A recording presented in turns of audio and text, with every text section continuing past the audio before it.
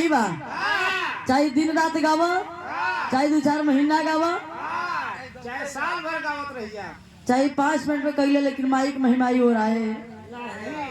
तब भजन भाव हो गया, मास्टर एक आखे कोनो गीत बजा देता।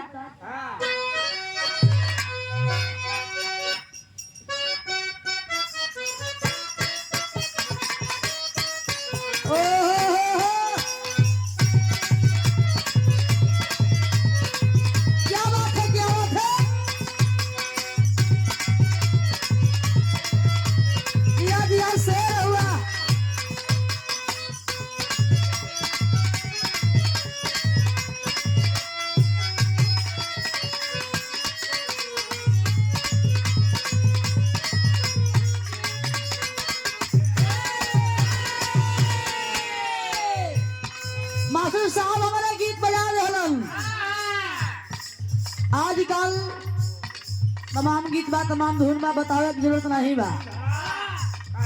अब एक घर में अगर 5-6 सदस्य हुआ तो 5-6 मोबाइल का छठ धैले, एक आठ बेसी ही रहता, एक एक्स्ट्रा घरे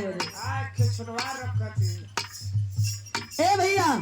लोग कहे कि जमाना बदल गए, जमाना उहे बा, मनइन का विचार पहनावा छोट हो गया, बदला जात बा।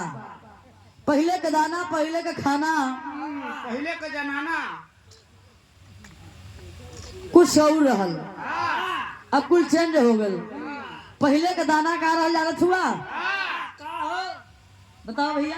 बाहरों फूल बरसाओ मेरा महबूब आया है,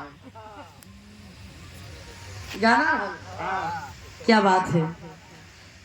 तमाम गीत रहली सब सुनैया पसंद करे। 100 साल पहले तुम्हें हमसे प्यार था, आज भी है और कल भी रहेगा, बहुत प्यार करते हैं तुमको सनम। बारे सनम, क्या बात है। हाय हाय।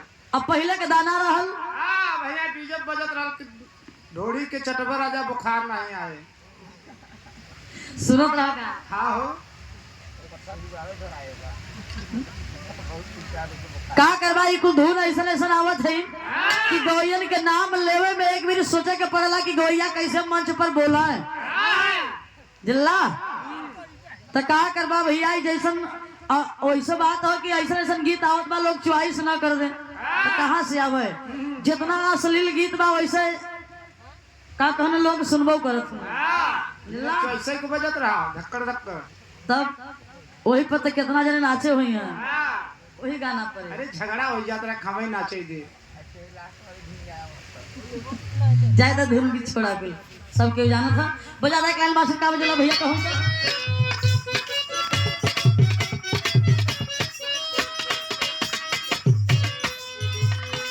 मास्टर गीत बजा दियालन। कहो दुलही ससुरा से नैहर में आइल, ओकर सखिया लोग कहली का रे कैसे कैसे बीतल, कहे का बताइए मोर बहिनी।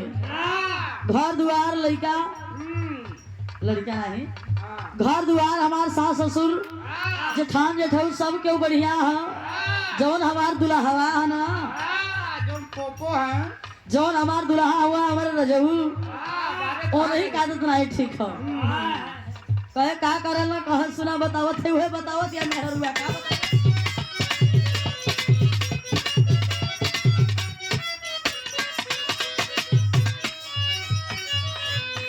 चढ़ली जवानी जब टूटे अंगड़ाई के,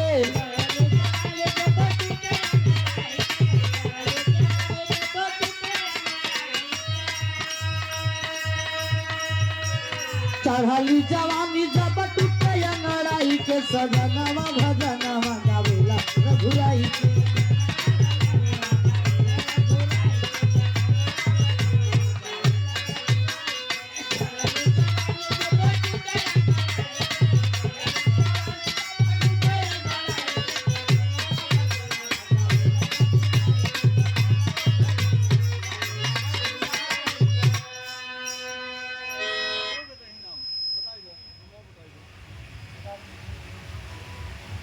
बताए जरा तो हम बताइए। उनके संकोच लागत। हाँ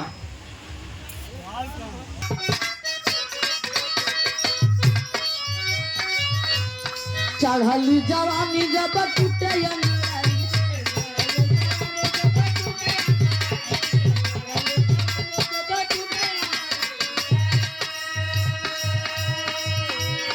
चढ़ली जवानी जब टूटे अंगड़ाई के सजनवा भजनवा गावेला रघुराई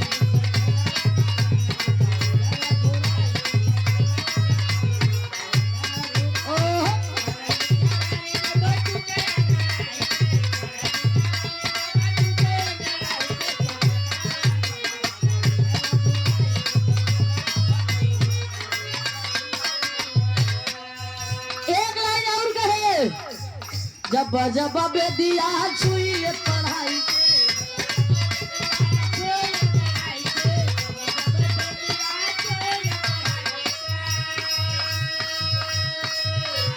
जब जब बेदिया छुई पढ़ाई के सजनवा भजनवा गावे रघुराई